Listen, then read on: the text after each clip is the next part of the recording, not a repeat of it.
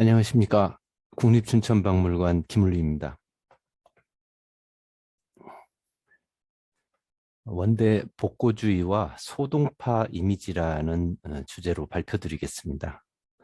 보통 원대 복고주의는 송나라에 대한 반동과 당나라 문예로의 회귀로 이해됩니다.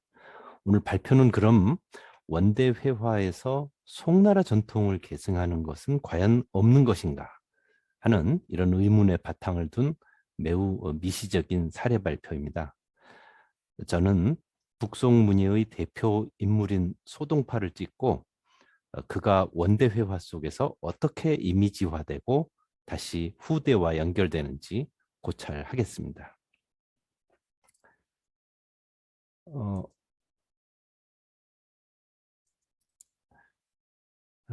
지금 아시다시피 북방 이민족의 중원 지배와 한족 왕조의 강남 이전은 소동파의 학문을 위주로 한 북방과 주자의 학문을 위주로 한 남방의 차이를 낳았습니다. 반면에 원제국의 성립은 남방과 북방 문예 전통의 재통합의 계기가 됐습니다. 각지 서원이나 군제 등에 흩어져 있던 성현상이 하나로 찬집되어서 최초의 그 공인된 이미지가 형성됐고, 이런 표준 이미지가 후대에 큰 영향을 미칩니다. 여기서 북송과 남송을 대표하는 소동파와 주자의 화상도 포함이 되었습니다. 본 발표는 바로 이때 이야기입니다. 어, 지금 여러 종류의 소동파상을 보시고 있습니다. 여기서 송설본과 같은 책장상, 송본 진상으로도 불리는 이 공수상, 반신소상 등이 비교적 일찍 출현했던 것으로 보입니다. 이후 명대에는 아래쪽에 보시는 입극상이 나오고, 청대에는 짙은 수염의 염소년 도상이 출현하는 등 끊임없이 변모하며 오늘에 이르고 있습니다. 일찍 출현한 책장상, 공수상, 반신상 등 현존하는 그 일련의 소동파상의 도상적 원류를 거슬러 올라가면 원대 소동파상을 만나게 됩니다. 오늘 발표에서는 원나라와 관련된 이 세 가지 도상을 집중적으로 검토해 보도록 하겠습니다. 어, 소동파상의 세 가지 도상을 본격적으로 논하기 전에 먼저 소동파상의 원형과 초기 기록을 살펴보겠습니다. 소동파 생전에 그려졌을 것으로 추정되는 초상화는 전하는 것이 없습니다. 후대 사본도 대부분 청조 이후의 것입니다. 많은 화사서와 저록은 소식 자신이 그린 자화상이라든지 이공린이 그린 초상화를 언급하고 있지만, 대부분 시대가 좀 떨어지는 명청대 이후에 등장하기 때문에 신뢰성을 담보하기가 어렵습니다. 소동파 이미지의 원형은 소식의 생전 그리고 그 직후에 쓰여진 문헌 기록을 통해 유추할 수밖에 없습니다. 소식은 지금 화면에 보시는 것처럼 생전에 자신의 용모에 대한 글을 남겼습니다. 58살 때 함께 그 입조하고 있던 표정 동생 정덕유에게 생일 축시를 보냈는데, 거기에서는 자신이 키가 크고 골상이 우뚝해서 귀를 꿰어놓은 것 같다, 이렇게 쓰고 있습니다. 항주 보산승사에 재벽하면서는 스스로를 칠척의 아주 건장한 체구라거나 시비에 뚱뚱한 배를 가지고 있다고 묘사하기도 했습니다. 동시대 친구였던 미불은 그 용모가 방정하기가 옥교와 같다고 했고요. 황정교는 눈썹과 눈이 구름 속에 열린 달처럼 깨끗하다고 했습니다. 모든 기록은 소동파의 체격이 장대하고 용모의 골격이 분명하고 각이 졌으며 눈과 눈썹이 비교적 길쭉하게 찢어졌음을 암시합니다. 아, 소동파상을 검토한 선행 연구에 의하면 소식과 동시대에 최소 6명의 화가에 의해 그의 초상이 그려지기 시작한 것이 확인이 됩니다. 안타깝게도 유존 작품은 없습니다. 기록을 통해서 대략의 도상적 특징만을 유추할 수 있습니다. 먼저 지금 보시는 거는 유생 정회립입니다. 소동파가 등불 아래 그 광대와 볼그림자를 벽에 들이운 뒤에 실루엣을 그리게 하니까 눈썹과 눈을 그리지 않고도 사람들이 다 소동파인 줄 알고 해서 전신을 얻었다고 하는 것은 굉장히 유명한 이야기입니다. 연대를 알 수 없지만 유생 정회립이 소동파를 전신하는 데 있어서 대체로 그 온전함을 얻었다. 또 호젓하게 그 뜻을 필묵의 바깥에 두었다는 이런 기록을 통해서 앞서 제가 말씀드린 등하관엽 고사와 유사한 분위기를 느낄 수 있습니다. 아마도 이 그림은 문인화가의 간솔한 필치로 특징적인 요소만을 함축적으로 묘사한 초상이었던 것으로 추정이 됩니다. 다음은 39살 때 초상을 그린 소주의 하충수제입니다. 풀로 만든 황관에 야복을 입혀서 산속의 초부와 같은 용모를 한 채 산속을 유유자적하는 모습이었던 것으로 추정이 됩니다. 비록 온전히 담지는 않았으나 필묵의 정묘함에 있어서는 기특하다 할 만하다. 이렇게 소동파가 기록을 남기고 있습니다. 비록 이제 득이작은 좀 아니었던 것으로 생각이 됩니다. 다음은 42살 때 서주에서 이 초상을 그린 묘선대사입니다. 천자의 어진을 그린 화사였기 때문에 아마도 원체 화풍에 단정한 그 관인 초상이었을 것으로 추정이 됩니다. 그 소동파 스스로 그림을 그릴 때 이제 앉아 있었다는 문구가 있어서 전신 좌상이었던 것으로 생각이 됩니다. 다음은 52살 때 개봉해서 한림 학사로 임직 중에 초상을 그렸다는 도사 묘웅입니다. 이 글의 굉장히 그 앞부분은 윤가원이라고 하는 도사가 이제 환생해서 묘웅이 되었다는 전설을 소개하고 있습니다. 뒤에 이제 내용에서는 도사의 용모를 고개지에 이제 비견하고 있는데 역시 여기서도 전신이라는 표현을 사용하고 있어서 그에 대한 아주 높은 평가를 드러내고 있습니다. 52살의 그 모습을 백낙천의 향산거사도하고 이제 비교하고 있어서 송나라 때 향산구로도와 유사한 모습이었던 것으로 추정이 됩니다. 소동파상을 여러 차례 그렸던 이공린입니다. 소식 자신뿐만 아니라 미불, 황정견 등이 이제 증언을 하고 있는데 여기서는 먼저 미불의 증언을 보겠습니다. 산수화에서는 당나라 이소도를 효방해서 채색으로 천석 운물과 초목 화죽을 그렸다. 그 인물화에서는 은둔자의 풍미가 저절로 있으면서 한 점 속기가 없다 그랬습니다. 그러면서 이거는 지금 서원 아집도의 한 장면인데요. 그 오모를 쓰고 황도복을 입고 붓을 잡고 있는 사람이 소동파 선생이 된다 했습니다. 황정견도 기록을 남기고 있습니다. 황정견은 이공린이 그린 동파상을 보고 등나무 지팡이를 짚고 반석에 앉아 있는 모습이라고 했습니다. 이렇게 이공린이 그렸던 동파상은 백묘가 아니라 채색이었고 또 오모에 도복을 입은 채 지팡이를 짚은 도상으로 나오고 있습니다. 마지막으로는 무명화공이 그린 동파상에 대한 기록입니다. 남송대 학경이 어떤 그 동파상을 비판하고 있습니다. 화공 기유 호연기, 화공에게 어찌 호연지기가 있으리요?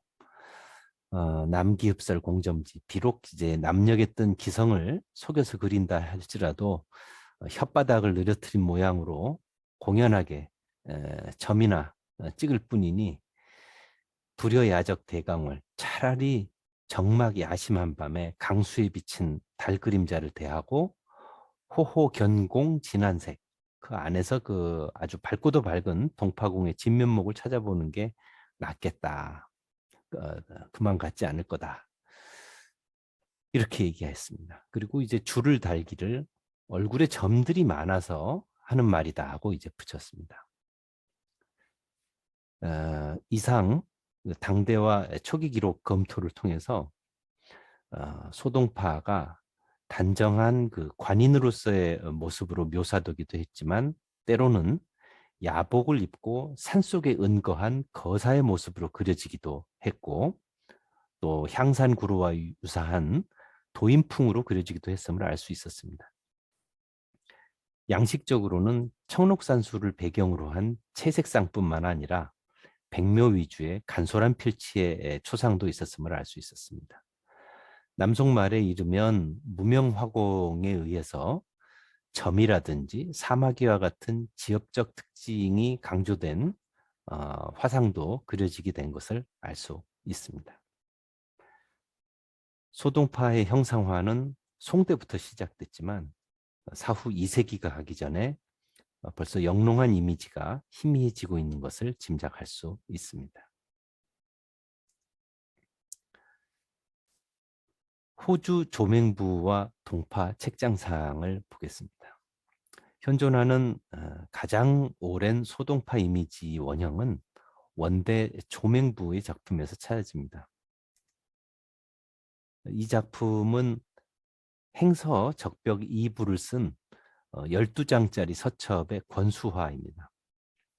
도상은 시미에 동파건을 쓰고 오른손에 죽장을 짚고 있는 우한 팔불면 입상입니다. 흑피해를 신었고요. 시미를 크게 둘러서 오른편으로 여몄습니다. 세조대는 느슨하게 허리에 맸는데 특히 소매가 길어서 왼편의 소매는 손을 덮고도 거의 땅에 닿을 정도로 깁니다. 백묘는 서해적이면서도 절제돼 있고 왼발을 살짝 앞으로 내민 자세는 미묘한 운동감을 암시합니다. 세필로 묘출한 앞면을 보면 봉안형의 길게 찢어진 눈매에 그 수척한 뺨이라든지 성근 눈썹과 수염이 보이고 있어서 꼿꼿한 선비의 정신을 잘 조형화해주고 있습니다. 전후 적벽부의 권수화임을 염두에 두고서 볼 때 이 책장을 짚고 걸어가고 있는 모습은 후 적벽부도를 떠올려 줍니다. 그 시작 부분에서 이해, 그 임술년 이해 10월 보름에 설당으로부터 걸어서 나와 장차 임고정으로 돌아가려 할 적에 두 손님이 나를 따라왔다 한 장면으로 해석되는 것입니다. 실제로 소식 사후 약 70년이 지난 1170년 황주 설당을 방문했던 유규는 매우 유사한 그림을 보고 기록을 남기고 있습니다. 여기 그 기록입니다.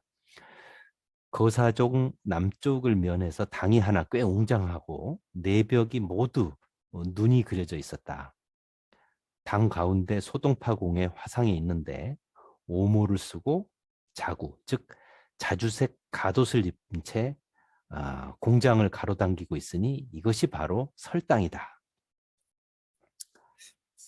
오모를 쓰고 죽장을 가로당기고 있다. 이 설당보원의 도상적인 특징은 조맹부의 동파상이 적벽부의 무대인 설당에서 유래했을 가능성을 제기합니다. 다만 설당본이 채색본이었음에 반해서 조맹부의 동파상은 백묘양식이어서 그가 설당본을 옮기는 과정에서 백묘 양식으로 변형시켰거나 혹은 채색 설당본 이외에 별도의 백묘의 설당본이 있었을 가능성도 배제할 수는 없습니다. 비교되는 작품으로는요. 우선 이공린의 효경도가 있습니다. 심의를 입고 오른편에 그 지팡이를 짚은 자세, 또 흑피해의 모티브와 걸음걸이의 각도까지 유사합니다. 그래서 거사를 묘사하는 일종의 문법을 공유하고 있는 것이 아닌가 생각이 들고요. 어, 흑색 그 동파건과 심의, 죽장과 같은 이런 도상적 특징은 송대 이공리인의 소동파상에 대한 문헌 기록과도 일치하는 요소입니다. 가운데 작품은 광서성 계림에서 발견된 선각 미불상입니다. 조맹부의 소식상이나 송대의 미불상 모두 심의를 입고 있는데 둥근 소매와 빳빳한 깃, 또 넓고 짙은 색의 끝단이 특징입니다. 허리에는 세조대를 묶었지만 옷주름은 필요한 몇 개 이외에는 굉장히 절제돼 있어서 전체적으로 백묘적 인상이 강합니다. 정면상을 회피하면서 고개를 조금 돌아보는 듯한 이런 자세와 옷자락의 미세한 율동감은 고개지의 그 고개지 전층의 여사점도에서 볼 수 있는 그런 육조풍의 복고주의하고 관련이 됩니다. 맨 오른쪽에는 교중상의 후적벽부도권 부분입니다. 5m가 넘는 두루마리 시작 부분인데요. 설당에서 두 손님과 함께 걸어 나오다가 문득 그 소동파가 두 손님 쪽을 뒤돌아보고 있는 순간을 포착한 장면입니다. 비록 몸의 방향은 조맹부의 것과 서로 반대지만 고개를 돌려보고 있어서 동일하게 우한 칠분면을 보이고 있는 점이 같습니다. 또 오른손에 죽장을 짚고 있는 것도 같고요. 우임을 한 심의의 소매가 또 굉장히 길어서 정강이 아래까지 느려트려진 점, 또 흑피의 모티브라든가 세부적으로 일치하는 요소가 굉장히 많습니다. 종합적으로 보면 조맹부의 소동파상은 이공린이라든가 뭐 특정 작가와도 관련되겠지만 어쩌면 송대 문인상의 어떤 보편적이고 전형적인 문법을 공유하고 있는 것도 사실로 보입니다. 조맹부의 동파 책장도 도상은 작가의 지명도와 예술적 완성도가 높고 또 가장 이른 시기의 작품이라는 점에서 역사적 가치마저 더해져서 오문화파를 거쳐서 후대로 확산됐습니다. 특히 각종 소동파 시집의 권수화로 인기가 많았습니다. 왼편부터 오른편으로 명대 적벽부도, 또 청대 소동파 시집, 또 일본으로 전해진 동파 책장상을 여러분들께 보여드립니다.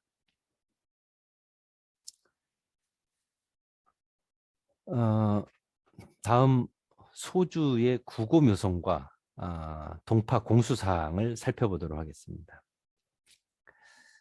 현재 원본은 실전됐지만 원말에 제작된 소문충공 송본 진상의 그 모각비와 탑본이 소주에 남아 있습니다.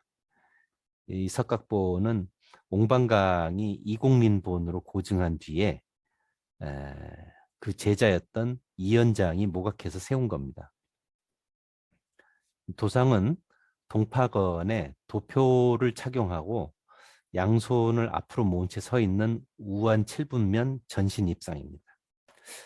동파건은 다소 높은 편이고 도포는 소매가 넓어서 공수로 손을 맞잡아 올렸음에도 끝단이 정강이 부분까지 내려뜨려져 있습니다. 또 두꺼운 깃을 여미지 않아서 속으로는 심의를 입은 것이 보입니다. 양발은 살짝 벌어져 있는데 견고하게 땅을 디디고 있지만 미묘한 움직임이 암시되어 있어서 조맹부본과 유사한 느낌을 줍니다. 특이한 점은 공수를 한 뒤에 도포 자락으로 손을 덮었는데요. 유독 오른손 엄지만 도포 위로 드러나게 묘사되어 있습니다. 이러한 독특한 공수 자세는 송대에서 원초까지만 사용되었던 독특한 차수례에 따른 것입니다.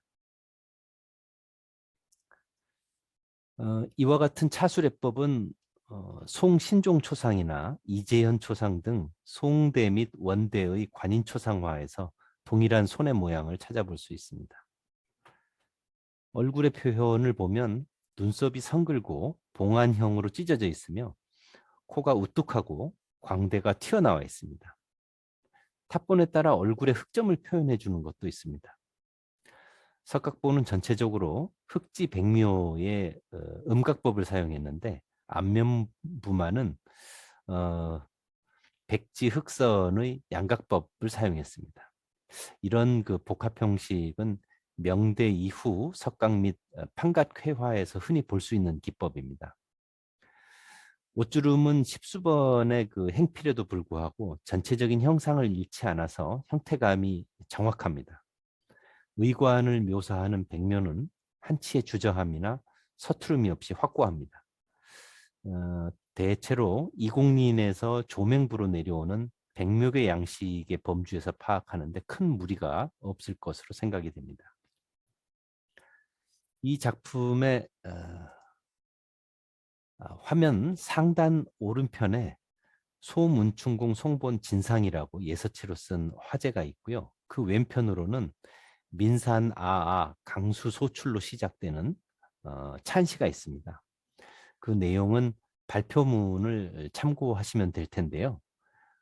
대체로 벼슬과 유배를 오르내린 그 인생의 굴곡에도 불구하고 충군의 뜻과 호연지기를 잃지 않았던 소동파의 인품을 찬양하는 내용입니다. 맨 앞에 민산 아에서 시작해서 보불 만물로 끝나는 24자의 그 찬시는 소동파 고향이 위치한 민산과 아미산의 그 무구함과 강수의 무한함을 표현한 겁니다. 그래서 아마도 혹시 성도와 관련된 도상일지도 모르겠습니다. 마지막으로 마지막에 옮겨진 그 이 부분입니다. 구고묘성 제찬어상 하는 부분이 있는데 요 묘성의 활동 연대로 미루어 보면 이 진상의 완성은 홍무초년을 포함한 원나라 말기, 즉 14세기 중반대로 추정이 됩니다. 묘성이 남긴 그 동고록에도 동일한 내용이 실려 있어서 이 작품의 하한 연대는 동고록이 간행된 1384년 이전으로 생각이 됩니다. 묘성이 오현인으로서 경덕사 승이었고 평강 그 북선사에 주석했다는 이 기록에 의거해서 보면 이 상은 대체로 원대 이래로 현재의 강소성에 해당되는 지역으로 전래됐던 것으로 추정이 됩니다. 한편 구고묘성이 찬한 도상과 유사하면서도 또 다른 동파상이 있습니다. 그것은 소식 행서 치평첩으로 알려진 편지글의 권수화입니다. 지금 화면 맨 오른편의 작품입니다. 민산 강수 소출 요 찬시는 앞서 본 송본 진상의 내용과 동일합니다. 이 작품에는 소식의 행서가 있고 그 뒤로 조맹부, 문직명 등 그 원명대 문인의 발문이 남아 있습니다. 이 도상은 복권 위에 동파건을 이중으로 쓰고 심의를 걸친 채 공수를 하고 있는 좌한 7분면 입상입니다. 송본 진상과 기본적으로 유사한 번본에서 파생된 도상으로 보입니다. 다만 송본 진상의 경우는 차수레를 차리고 있는 오른손 엄지손가락이 소매 바깥으로 나와 있는데 이 치평첩본에서는 공수한 양손 모두 소매 속에 가려져 드러나지 않는 점이 차이입니다.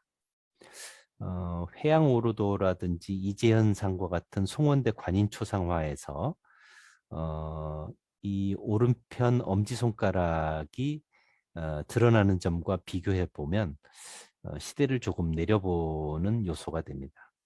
또 조맹부 문직명의 발문에 권수화에 대한 언급이 없습니다. 또 권수화에 이들의 인장이 찍혀 있지도 않습니다. 따라서 이 권수화는 14세기 제작이라기보다는 16세기, 17세기 사이에 제작돼서 나중에 지평차업에 합장된 것으로 보입니다. 구고 묘성의 동파 공수도의 후대의 반향을 드러내는 작품은 중국과 일본에 많이 전합니다. 특이하게도 한국에서는 보고된 바가 없습니다. 굉장히 재미있기도 합니다만 이것이 무엇을 의미하는지에 대해서는 좀 더 많은 자료의 축적이 선행된 뒤에 해석을 시도하는 것이 합당할 것으로 생각이 됩니다.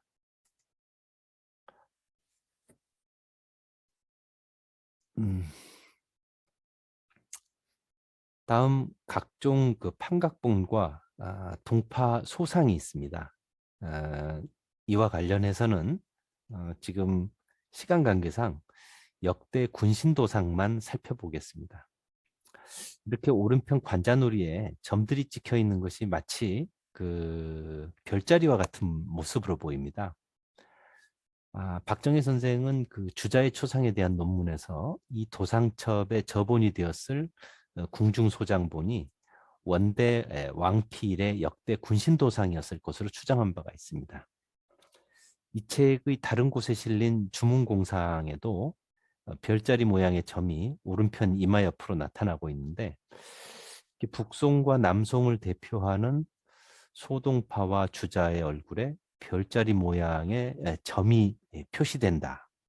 이게 단순한 우연인지 아니면 어떤 다른 상징이 있는지에 대해서는 역시 좀 더 연구해야 될 문제로 생각이 됩니다.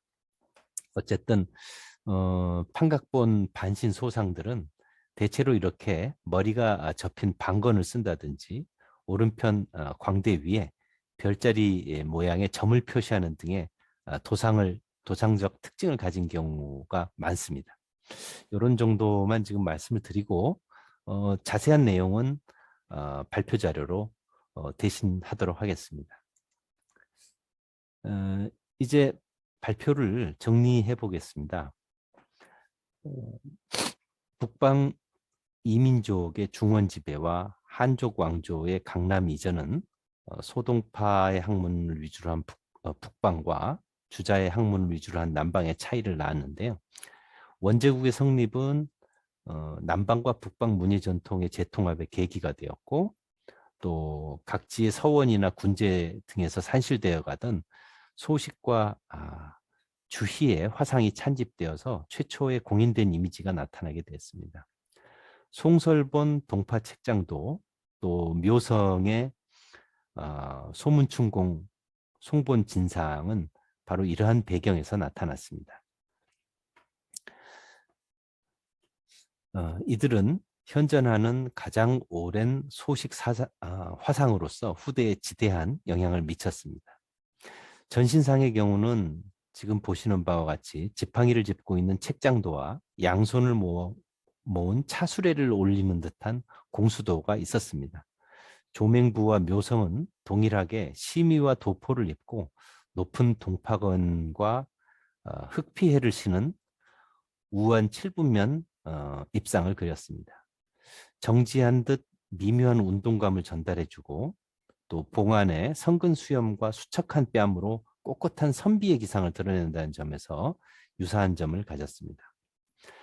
현존 반신소상은 주로 판각본을 통해서 정승되었고 그 원료를 최소한 원대까지 거슬러 올라갈 수 있습니다.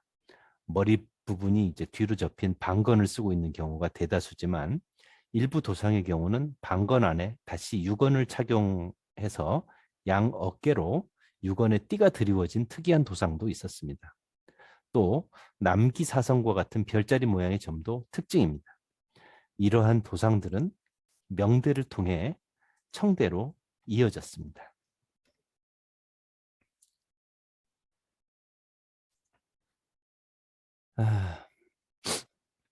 원조에 대한 그 일반의 잘 알려진 인식은 몽골이라는 이민족의 야만적인 통치와 송대 일의 문예 전통의 단절입니다. 이러한 관점은 명대 이후 송나라 전통의 계승과 회복이라는 스토리를 더욱 드라마틱하게 만들어 주었습니다. 그러나 통일 제국으로서 원조의 성립은 오히려 대운하와 역참제를 통해서 대륙의 남북과 또 동서교류와 융합에 기여하기도 했습니다. 과거 제도의 폐지는 오히려 공직으로 출사가 막힌 인재들의 문예 분야로의 유입을 촉진했습니다. 그래서 혁신적 문인화와 희곡의 전성기를 낳기도 했습니다. 따라서 유전작이 거의 없는 원대 소동파상의 검토 과정에서 위와 같이 추정 도출된 다종의 소동파 도상과 이들의 명대 이후 영향력은 암흑기 혹은 공백기라기보다는 어쩌면 송과 명을 이어주는 교량자로서의 원대의 위치를 드러내주는 것이 아닌가 생각이 됩니다. 이상 오늘 원대 복고주의와 소동파 이미지라는 주제로 발표를 마치겠습니다. 감사합니다.